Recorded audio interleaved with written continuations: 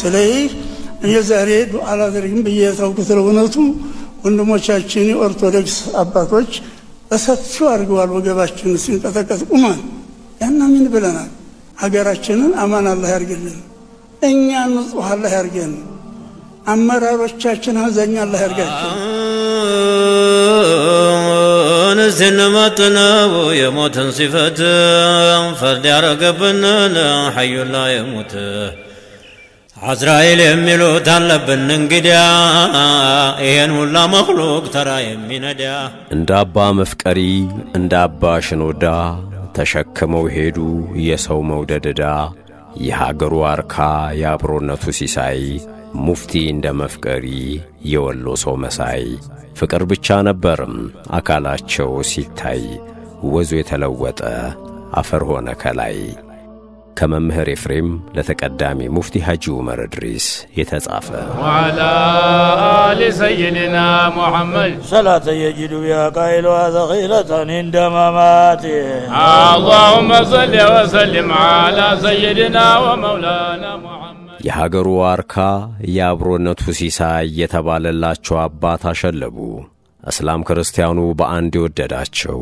ያዘነላቸው ታላቅ ሰው ወደ አሄራ ተሻገሩም ተቀዳሚ ሙፍቲ ሐጂ ዑመር ኢድሪስ አረፉ ማረፋቸውን የሰማው ብዙሃኑ ኢትዮጵያዊ ከልቡ አዘነ የሀገሩ አርካው ወደቀ ላይመለስ አሸለበ ይህን ዓለም ተሰናብቶ ወደ አሄራ ተጓዘ ሲሉ በርካቶች ሐዘናቸውን ሲገልጹ ታዩ እድሜ ዘመናቸውን ለአንድነታችን የተጉም የሀገሩ አርካ ባለውለታ በማለት በርካቶች ያሞግሷቸዋል ለሙስሊሙ ማህበረሰብ አንድነት መጠናከር ዘመናቸውን በሙሉ ስለመልፋታቸውም ይገለጻል ሁል ጊዜም የማህበረሰቡን ሰላምና አብሮነትን ለማስጠበቅ አጥብቀው ይጥሩ እንደነበር የሚነገርላቸው ተቀዳሚ ሙፍቲ ሐጂ ዑመር ኢድሪስ ይህችን ዓለም ተሰናብተው ወደ ቀጣዩ ተሻገሩ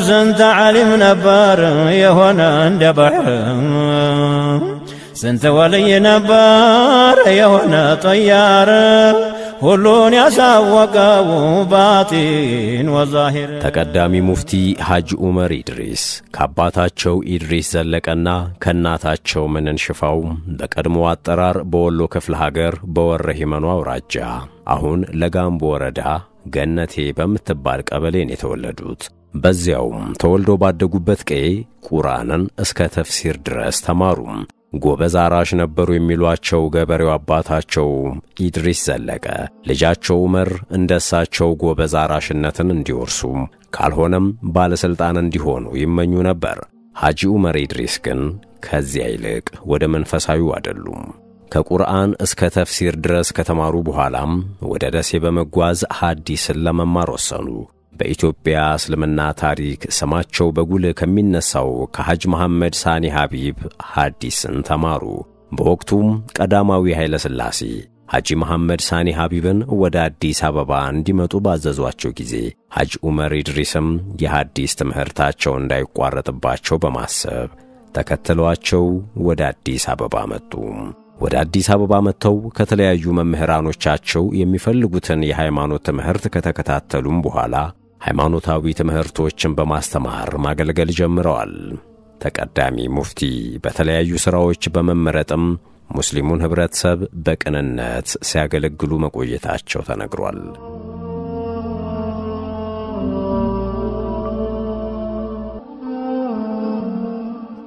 በወታደራዊው አገዛዝ ደርግ ዘመን የኢትዮጵያ እስልምና ጉዳዮችን ከመሰረቱት ሰዎች መካከል አንዱ የነበሩት ሐጂ ዑመር ኢድሪስ በ1967 የምክር ቤቱ አባልና የዑለማ ሊቀመንበር በመሆን አገልግለዋል ከዚያ በኋላም በተከታታይ ዓመታት በተለያዩ ኃላፊነት ቦታዎች ላይ ሰርተዋል ከ25 ዓመታት በፊት በአመራር ላይ የነበረው የአዲስ አበባ የመጅሊስ ምክር ቤት ማንኛውንም ሃይማኖታዊ ጥያቄዎች በመላው ሀገሪቱ ቢመጣ የመመለስ አቅም እንዳላቸው በመግለጽ የሙፍቲነት ማዕረግ ሰጥቷቸዋል ከ10 ዓመታት በፊት የአዲስ አበባ እስልምና ጉዳዮች ከፍተኛ ምክር ቤት ሊቀመንበር በነበሩበት ጊዜ በሙስሊሞች መካከል የተፈጠሩ አለመግባባቶችን በውይይትና በእውቀት ላይ ተመስርቶ ለመፍታት የበኩላቸውን ከፍተኛ ጥረት ማድረጋቸውን የእምነቱ መሪዎች ይናገራሉ። በኢህአዴግ የአመራር ዘመን በመንግስት ላይ ከፍተኛ ተቃውሞን ከሙስሊሙ ማህበረሰብ አስነስቶ የነበረው ከሃይማኖቱ ተወካዮች እስር ጋር በተያያዘም የበኩላቸውን አስተዋጽኦ አድርገዋል።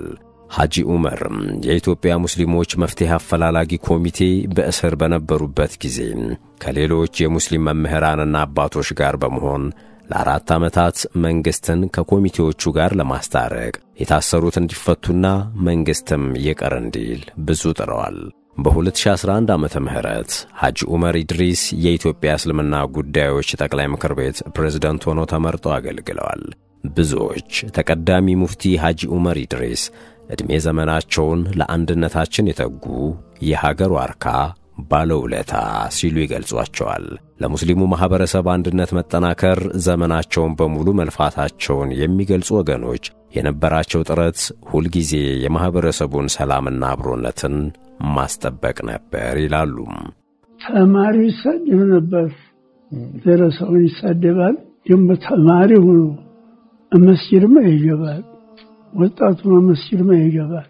አሁን ወጣቱ ለሃይማኖቱ የሚቆረቆር መንዙማ የሚል ሃይማኖት የሚማሩ ስናየው በጣም ደስ የሚል ሁኔታ ወቅት ላይ ያለነው። አልሐምዱሊላህ መቼም ይህንን አሳይቶናል።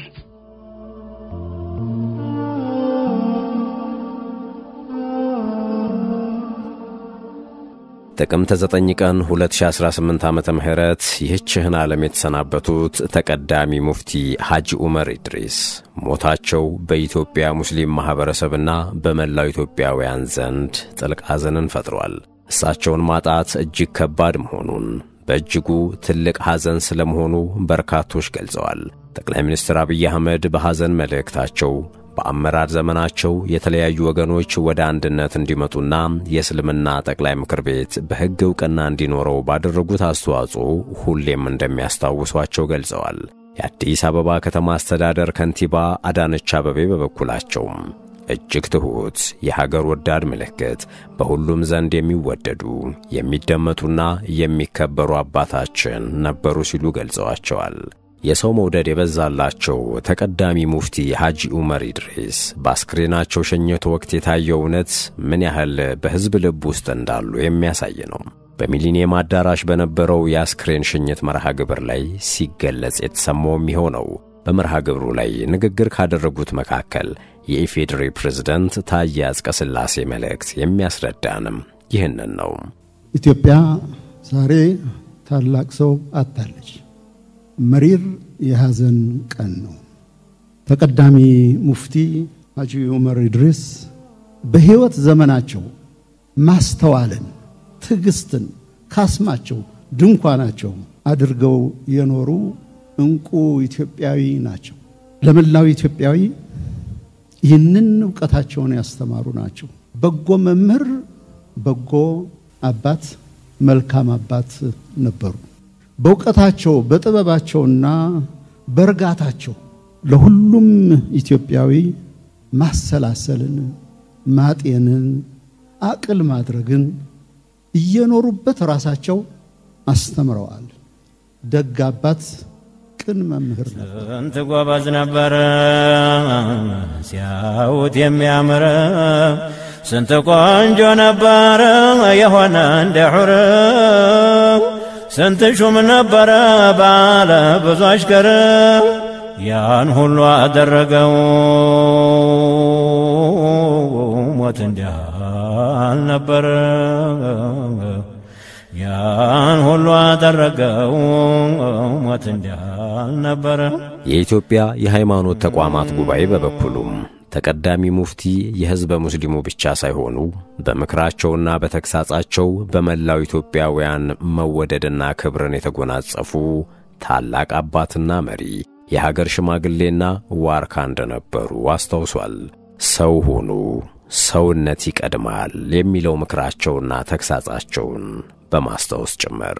የኢትዮጵያ የሃይማኖት ተቋማት ጉባኤ ጠቅላይ ጸሐፊ ሊቀ ትጉሃን ቀሲስ ታጋይ ታደለ ሁሌም ሰላምን የሚያስቀድሙ ከሁሉም ነገር በላይ ሰውነትን የሚያስቀድሙ ሰውነት ከሁሉ በላይ ነው የሚሉ አብሮነትን ሰላምን የሚሹ ስለ ሰላም ስንላቸው በስተርጅናም ከዚህ እስከ መቀሌ ከዚህ እስከ ሶማሌ ክልል በመመላለስ ምሽት ሌሊት ቀን ሳይሉ ለሰላም 24 ሰዓት የተጉ አባት ናቸውና ነፍሳቸውን በደጋጎቹ እቅፍ ያድርግልን። ሐጂ ዑመር ኢድሪስ ተቀዳሚ ሙፍቲ በመላው ኢትዮጵያውያን ዘንድ ተወዳጅና ክብርን የተጎናጸፉ የሀገር አባት የሀገር ዋርካ ስለመሆናቸው የተለያዩ አካላት ምስክርነታቸውን ሲሰጡ ይደመጣሉ። በበርካታ የማህበራዊ ሚዲያ ላይም የእሳቸው ንግግሮች ምክሮችና ተግሳጾች ሲዘዋወሩ እንመለከታለን። በተለይም ከእስልምና መሰረታዊ አስተምህሮ ተነስተው የሰው ልጅ ሁሉ ሊከበር የሚገባ ፍጡር መሆኑን በተመለከተ ደጋግመው ሰውን ሁኑ፣ ሰውነት ይቅደም፣ ሰውነት ከእምነትም ከዘርም ከሁሉም በላይ ነው የሚለው ንግግራቸው ዘመን ተሻጋሪና በብዙሃኑ አማኝ ዘንድ ተቀባይነትን ያገኘ የዘመኑ ጥቅስ ተደርጎ የሚወሰድና ከልፈታቸውም በኋላ የሚታወሱበት ድንቅ ንግግራቸው ነው።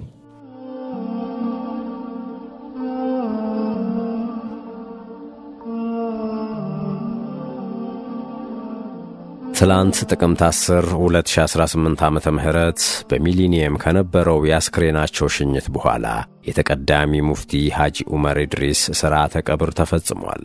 በሥርዓተ ቀብሩ የሃይማኖት አባቶች፣ ከፍተኛ የመንግሥት የሥራ ኃላፊዎች፣ ዑለማዎች፣ ደረሳዎች፣ ኡስታዞችና ወዳጅ ዘመዶቻቸው ተገኝተዋል። ከ50 ዓመታት በላይ በዘለቀ የአዲስ አበባ ቆይታ ቁርአንን ከ300 ጊዜ በላይ በትርጉም ያስተማሩት በ1967 ዓመተ ምህረት የኢትዮጵያ እስልምና ጉዳዮች ጠቅላይ ምክር ቤት ሲመሰረት የምክር ቤቱ አባልና የዑለማ ሊቀመንበር የነበሩት ከ2010 መጋቢት እስከ ግንቦት ወር 2014 ዓመተ ምህረት ድረስ የኢትዮጵያ እስልምና ጉዳዮች ጠቅላይ ምክር ቤትን በፕሬዝዳንትነት ያገለገሉት ከሁሉም በላይ ሰው ሁኑ፣ ሰውነት ይቀድማል በሚለው ምክራቸውና ተግሳጻቸው የምናስታውሳቸው ተቀዳሚ ሙፍቲ ሐጂ ዑመር ኢድሪስ ተሰናብተውን ወደማይቀረው ዓለም ተሻግረዋል። ኢትዮ ኤፍኤም 107.8 ለነፍሳቸው ረፍትን፣ ለቤተሰብ ለወዳጅ ዘመድና ለመላው ኢትዮጵያውያን መጽናናትን ይመኛል።